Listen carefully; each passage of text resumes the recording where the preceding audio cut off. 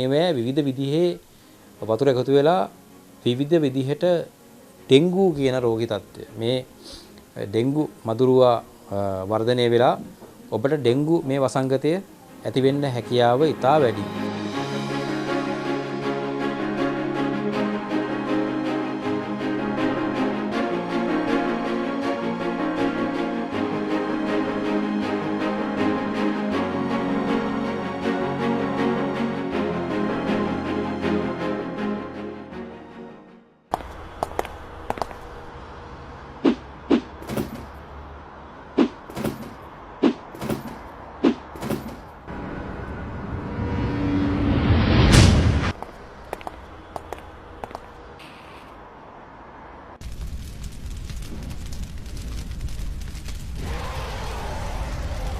ඒක නිසා සියලුම දෙනා ඔබගේ මේ තියෙන පරිසරය පිරිසිදුව තියාගන්න.